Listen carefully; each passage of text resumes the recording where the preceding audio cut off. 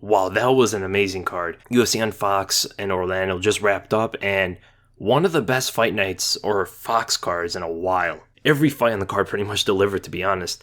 The Fight Pass did pretty well, especially that Alvey and Preux fight. That fight almost like broke my heart, to be honest, because Sam Alvey was obviously more superior in the fight. His striking was a little bit better, more crisp. His boxing was way more effective, catching Preux with that right hook over and over again. Dropped him a couple times, and he just kept running right into them, throwing some wild shots at times, not setting too much up, and he kept committing too much forward at Alvey, and that's what Alvey needs. We've seen so many people get knocked out by Alvey because of that. They just come right into his shots, and he has some power that people are sleeping on. We've seen it early when he was like on a 3 knockout streak with Mutanche in there, when he fought those guys. But the thing that was kind of sad about that was right before the knockout, Preux was moving in on him. He just got dropped. He just got stunned. And he walked in with his hands down, literally walking forward at Alvey with no stance, no defense, nothing. He just got caught. He just walked right into the right hook, dropped him, knocked out. And the way he was walking at him, it was like he was convinced in his head that he had to win the fight somehow. In his head, he thought he was going to win the fight no matter what. He had that look of determination that he just had to get it done. He had to win somehow. His eyes were wide open. He was focused, tunnel vision on Sam Alvey, and then knocked out. Man, that's a bummer. And what I want to see next for Sam Alvey is I would like to actually see him fight Jean Vellante. That would be a really fun fight. Both just scrappers. Big power. They like to go forward. They don't move a whole lot, so they'll be right in each other's face the whole time. That would be really fun. Preux, I don't really know where to go from here. That was his debut. And then we go to that Ben Saunders and Ellen Joban fight. Quite like what I thought it was going to be like. Joban being way faster, better boxing, better movements, creating angles on Ben Saunders as Saunders was trying to just plod and try to land some long punches on Joban. Joban's defense is still not completely tight. Leaves his chin up sometimes, his hands down as he commits with attacks. But those inside leg kicks, the different stances, slamming the leg kicks on the inside thigh of Saunders really affected him. That's what caused the knockout as well. He landed one of those, caused Saunders to move forward to get his balance, and he walked right past Joban. Like walking past him as if they're on the streets or something. Joban got that sideways perpendicular view of Saunders' chin. That's all you need. When you get that angle on someone, 99% is going to be a wrap. Landed that and just dropped Saunders. Great win by Ellen Joban. Saunders is in a tough situation. He hasn't been looking too great as of late. You can give him anyone that's really low ranked, probably coming off a few losses themselves.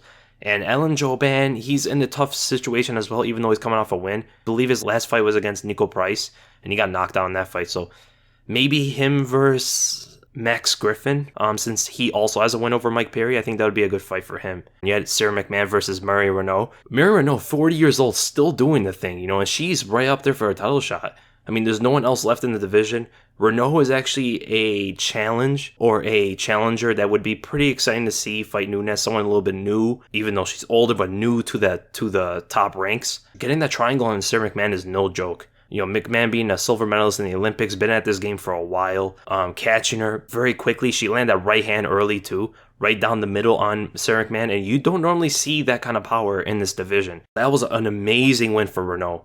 For Mcmann, it's tough, maybe against Besh Correa. I think that'd be a good fight for her. And Renault, I know a lot of people are saying a title shot, but I think Renault should fight someone a little bit higher ranked. Maybe the winner of Kat Zingano and Caitlin Vieira. I think that'd be a pretty good fight. And then we go to the Mike Perry and Max Griffin fight. I was able to see this happening. That's what I was talking about in the prediction. Just the constant long-ranging output from Max Griffin catching Perry, as Perry doesn't have the best kind of boxing. He's not really technical. He just swings out at things and powers through everything. He's very powerful. He's very durable. And that's what gives a lot of people problems. And they kind of run into his shots. But when you're not running into his shots and you're just catching him at a distance and he doesn't have the footwork to cover all that, it's tough for him. Just a constant jab and then the right hand. The 1-2-3 as Perry tried to close the distance. That speed advantage was huge for Griffin. The third round, it was kind of frustrating. And a little bit disappointed of Mike Perry actually trying to get the takedown when he hurt Max Griffin. I don't know why people do that. You see it so many times, fighters who are losing the fight, but they get this chance of victory, right? They hurt the opponent, and time is against their side, but they waste that time by going for takedowns and stuff like that. That's not going to win you the fight. That was kind of disappointing. Great win by Max Griffin. He showed a lot of good technical boxing, especially on a guy like Perry. Perry's kind of running into things, so how good really was his boxing technically? Kind of hard to tell, but he was able to weather the storm. His footwork was really good, though. Always able to get away from Perry. Perry was just a step behind every single time. For Mike Perry, maybe him versus Ben Saunders. They can switch these fights on this card. I think him versus Ben Saunders would be fun. And Max Griffin, like I said, Ellen Joban, that'd be a really good fight. And then you go to that St. Preux versus Latifi fight. I did not see this coming, to be honest. I thought Ovince St. Preux would use that backward movement a lot more. The counter shots that he always catches people with. And I was surprised that Latifi didn't go for that many takedowns. He was really content with that blitz, got right into OSP's chest where the shorter fighter's going to have an advantage and comes right over the top with a quick combination. And that put down St. Preux, man. And the thing about Latifi that everybody knows, he's one of the strongest guys in this division. One of the most powerful, athletic guys. He's so fast. And you saw it in this fight. Even though there was such a big size difference, Latifi was way faster. And speed kills, man. That guillotine. He has some of the most vicious, most powerful looking submissions I've ever seen. This is one of the strongest guillotines I've ever seen. And that one against tall guy, Cyril Diabate.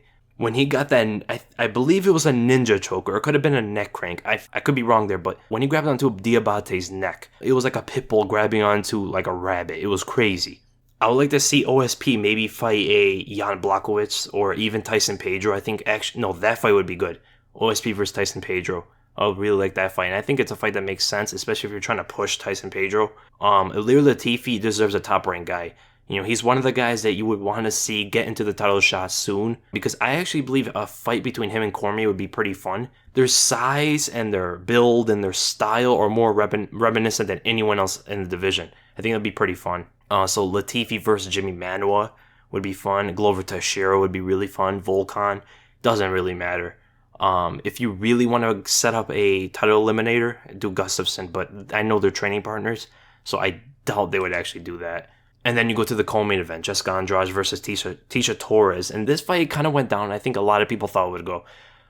Torres is catching her a lot on the inside, using that kind of movement, move back, throw the right hand. And every time Andrade got hit, she would explode forward, throwing those hooks, just tanking all of her shots. It's crazy. Everything we know about Andrade, she showed in this fight as well. Her constant output is a problem. Her pressure is a problem. Her high crotch when she gets in that close distance, that's a problem as well. When all those combine together, she's a handful for anybody. It seemed like Tisha tried to take almost a Joanna approach when Joanna fought Andrade, and it was working in the first round. Or moving around only as a defense, only when Andrade came back at her. She wasn't moving constantly and picking at her, more so than what Joanna did. She was more staying in front of her, land that long right hand, and move away every single time. And she was very active off her back. Tisha really progressed in her BJJ, going for reverse triangles, going for arm bars, even though the arm bars weren't actually in. Actually, a lot of the submissions weren't secured or close to being secured.